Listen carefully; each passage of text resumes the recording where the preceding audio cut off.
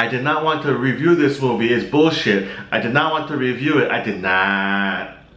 Oh, hi viewer. So The Disaster Artist is a true story of the making of the movie The Room. The Room was a passion project for an actor named Tommy Wiseau, who not only produced the movie, but he wrote it, he starred in it, and he directed in it.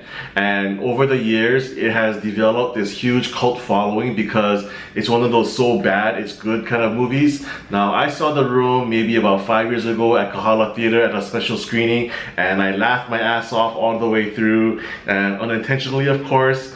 It's just a super entertaining film because the movie just makes no sense whatsoever, and yet it's truly unforgettable at the same time. So I was really interested in seeing the behind the scenes story of how this film got made, and that's where The Room does a really great job of giving you this actually a really heartwarming story about why this movie was made. Tommy Wiseau, you know, he's this man of mystery. No one knows really how old he is or where he comes from. He speaks with this European accent that no one can really place, and yet he tells everyone that he's from New Orleans. He has seemingly bottomless pockets to finance this movie, which supposedly costs about $6 million to make. No one knows where that money came from. So he's this mysterious guy that's just so passionate about this project and becoming a star. But this film, The Room, is not only for him, it's also for his best friend Greg, who he met in acting class, and they just developed this really strong bond. They both want to become actors and stars, so they moved from San Francisco to LA together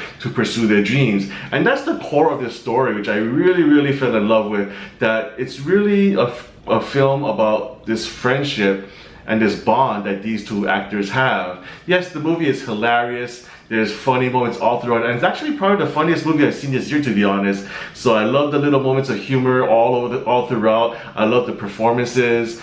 James Franco does an excellent job mimicking Tommy Wiseau. If you've seen The Room, you'll notice that he just becomes Tommy Wiseau. The little mannerisms, the way he speaks and whatnot, he just is Tommy Wiseau. Dave Franco, his brother in real life, does a great job as the best friend Greg. And then there's cameos sprinkled all throughout from James Franco's friends in real life. You got Seth Rogen, Sharon Stone, you got Bryan Cranston. So the cast is star-studded, but like I said, there's so much heart to this movie that it just is so endearing, and it really affected me because you really see the soul of Tommy Wiseau and why this movie meant so much to him.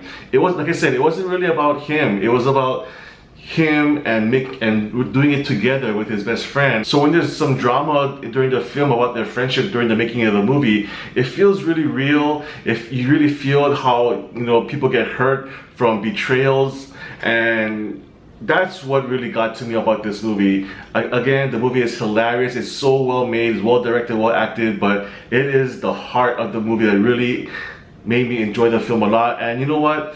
I love this movie. I think it's one of the best of the year, and yeah, I think I'm gonna do it, man. I'm gonna give The Disaster Artist a 10 out of 10. You should go watch this movie, and if you're asking yourself, should I see The Room first before watching The Disaster Artist? Yeah, of course it'll help, but even without watching The Room, you're gonna have a great time watching this movie. The movie, it tells a great story, but you can really appreciate the little Easter eggs, if you will, if you see the movie The Room first. So thanks again so much for watching, guys, and come back next time for another movie review from MC on Film.